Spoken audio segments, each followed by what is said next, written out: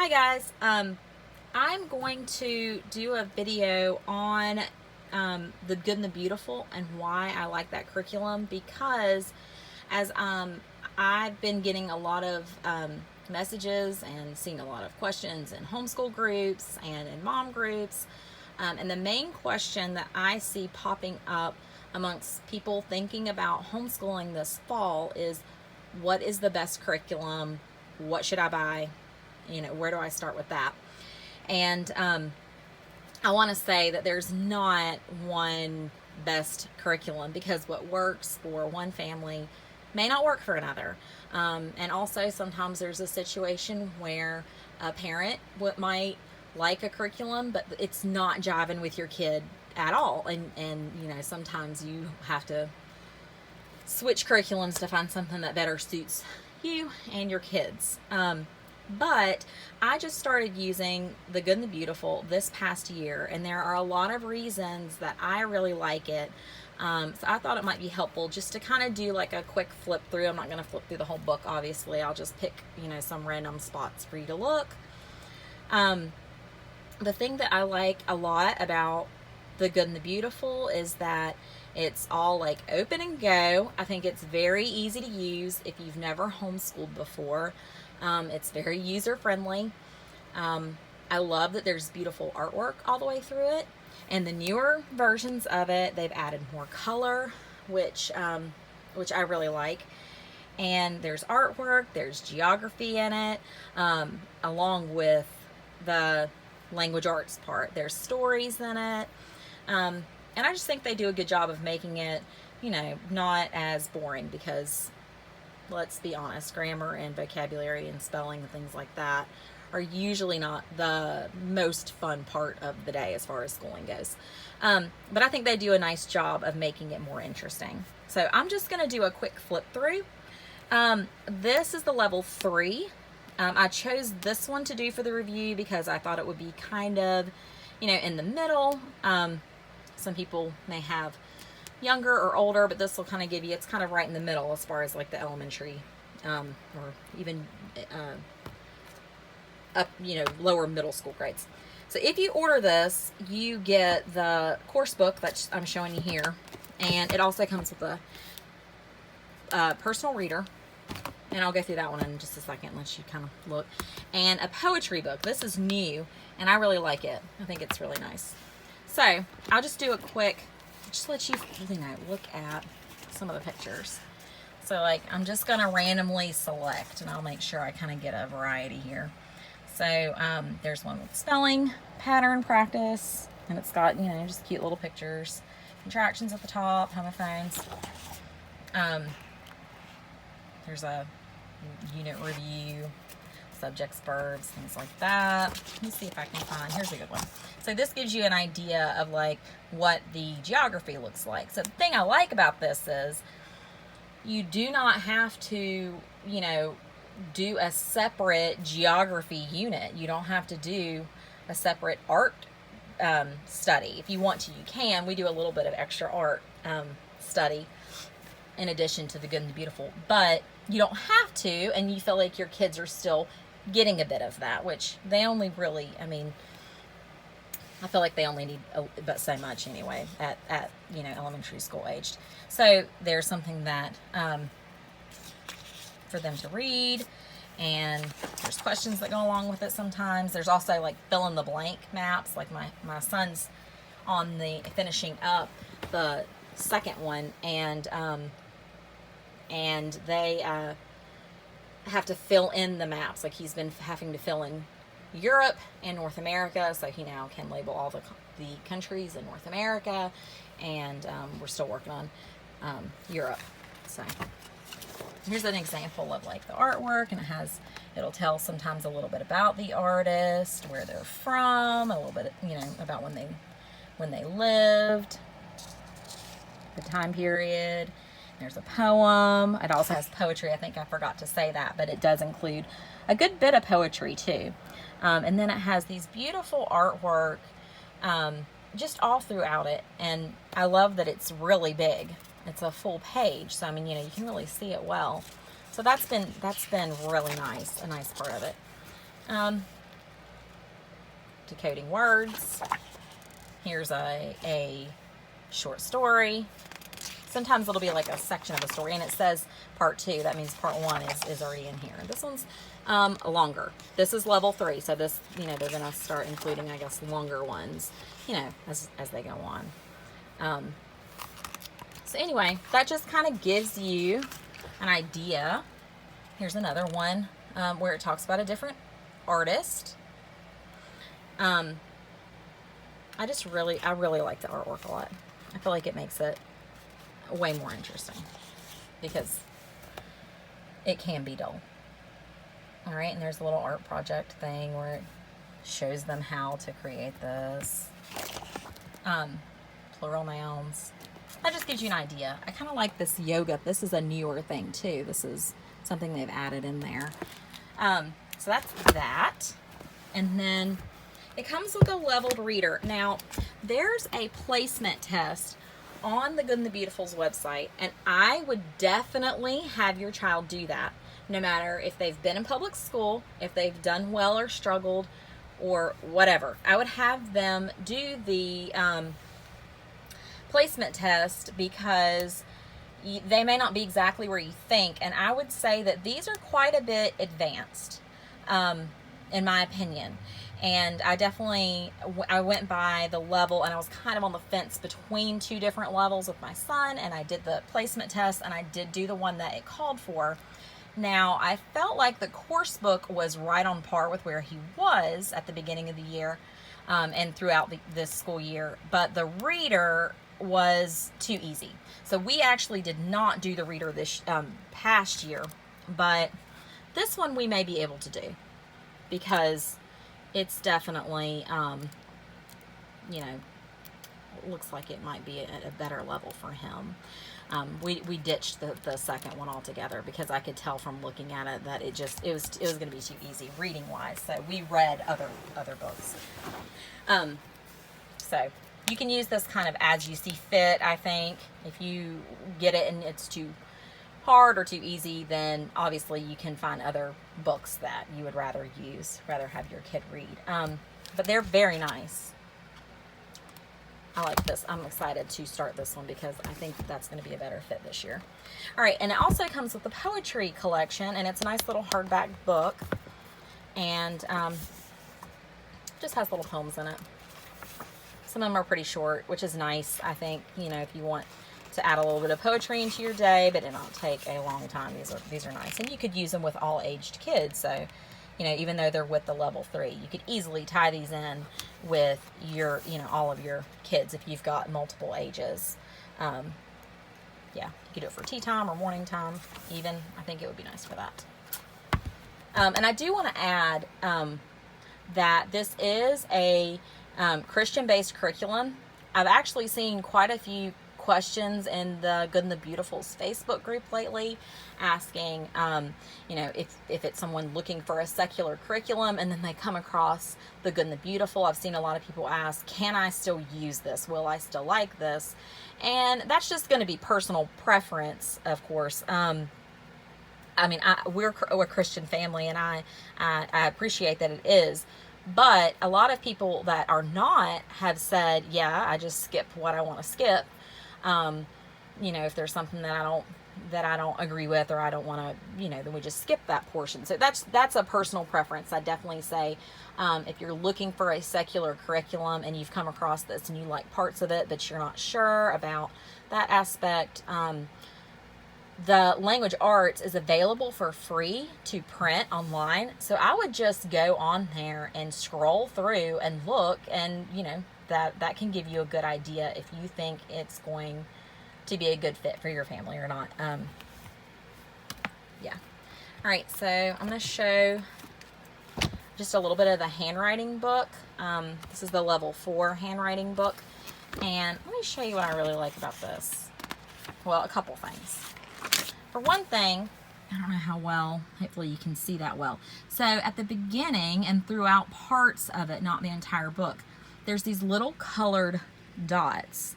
So what I like about it is it's pretty easy for a kid to do independently. I mean, for the most part, you know, every kid's different, of course, but it shows the dot to dot, so that they go from red dot, you go in the order of the rainbow.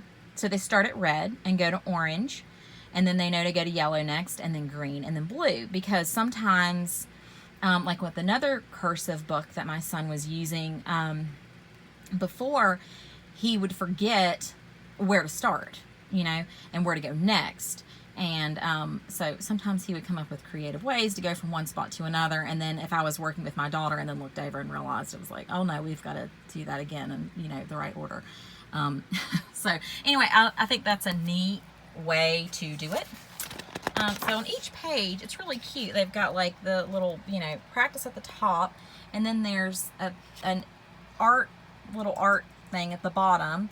Like it says, draw a long tail on the lizard, and then add scales or stripes, or, he asked if he could do polka dots, because we were reading Holes, where there's a yellow spotted lizard, and I told him, that was fine. But anyway, like add the branch. That's been neat. I've really liked that there's all these things that you can add. This one has like a little maze at the bottom. They don't take a very long time. But yeah, I've enjoyed that.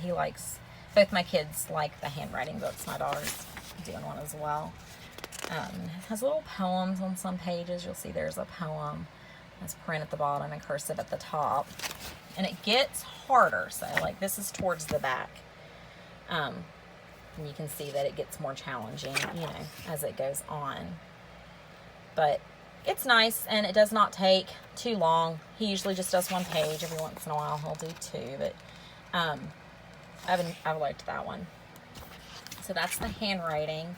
And if you're just starting homeschool, and if you've got a kid that is a resistant writer, and if writing's a struggle, I personally, this is just my own personal, opinion. Obviously, take it or leave it. Do what works for you, but I would not push handwriting every single day, to be honest. The language arts, the course book I just showed a minute ago, it has a decent amount of handwriting in it. Some days more than others, but it has a decent amount. So I would say the handwriting practice, if you have a child that's very resistant to writing, you might be able to get away with doing the handwriting, once or twice a week. Obviously do whatever works for your own personal family. Okay, I'm going to show one more thing, and this is the math level 3, and we just started this year, and this is the 4th math curriculum that we've tried, and I've always just been so on all the other maths, and I absolutely love this math course book, and the games, and I'll show the kit too as well, that you use with it. Anyway, it also has the beautiful artwork throughout it, which I really like. And see, like there's a picture of artwork, and it will tie it into the math. Like you'll see, it's talking about arrays here with multiplication, and it ties into the artwork. And not just the artwork, but like the worksheet parts. They're not boring. I love the way, this is Gallon, Mr. Gallon Man here. I really like this. We just did this the other day. He's Gallon, so it's Mr. Gallon. And then there's 4 quails, which each quail stands for quart. To remind them there's 4 quarts in a gallon. 2 pints, make sure the pails are pints. 2 pints in a quart. 2 cups of corn in each pint or each pail. So anyway, that's pretty neat. So you'll see they have just like really, I shouldn't turn that. So each day there's a daily dose at the beginning, and we just started this. So you'll see this is only lesson 14. We have not been doing this very long. This just was released recently, level 3, so we haven't had it very long. But there's a daily dose at the beginning, which you can have your child do independently if they're able to, which I always have my son do the daily dose independently. Usually I'm working with my daughter at the same time. So, you know, if he doesn't understand something or needs help, then I'm there, but he usually does the daily dose part alone. And then there's a lesson, which you can sit down and do one-on-one with your child, and it has like a practice. It's usually a page front and back. Okay, and then it gives the independent activity. So there's a student worksheet, and then usually it's a worksheet, and then there's a bonus activity. And the bonus activities are really nice if you've got a kid who needs a bit more of a challenge. And sometimes we have gone back to them before, so like if we don't do it that day, you know, we might do it the next. So here's an example of like the worksheet, but I just like that it's not just like plain and boring looking, because yeah, we were struggling with our last math curriculum. It was not a good fit for us. And then this is the bonus activity, which I believe is, let's see, cutting out pieces and putting them on the grid. I like there was like a Sudoku, how am I saying that right? You know what I mean. It was in there as a bonus one day, and that was pretty cool. Okay, and then sometimes they have like games like these, or it's a game, and this is the bonus activity. You put a pencil with a paper clip, and you know, use it as a spinner. Flick the paper clip to use it as a spinner. So yeah, they've got really neat, like a lot of them are games in here. Just to give you an idea, my son is much happier with math since we switched. Not that he's like jumping for joy always, you know, it's math, but he definitely likes this one much better. And they have stories throughout it too. Yeah, that gives you an idea of that. Now it also comes with, it also comes with a math kit, and the kits come with games and dice and manipulatives and things like that. And this one is levels 3 and 4. So if you buy this kit, then you know you're gonna, if you're starting in level 3, then you'll be able to use it for 3 and 4. Now 4 has not come out yet. I believe it's supposed to come out the end of this year. They've been releasing the math like one level at a time, which I know can be a little frustrating. If you need, you know, level 4 and up, then you have to wait, unfortunately. But this, I just wanted to give you an idea. So this has like little math manipulative. They're just like a hard, they're pretty sturdy though. It's like a hard chipboard kind of material. It's got like fruits and vegetables, because there's the story that kind of intertwines throughout is a little girl that's at her grandparents' farm. So, you know, it ties it in with like multiplication and things like that. And then these little wooden pieces with different shapes, and those are fun. There's like a bonus activity that Caleb did the other day where you, you know, have a shape and you lay these on top. Like you might have to use 3 or 4 different shapes and figure out how they go. And I mean, it was pretty challenging. I actually had to think looking at it myself. So yeah.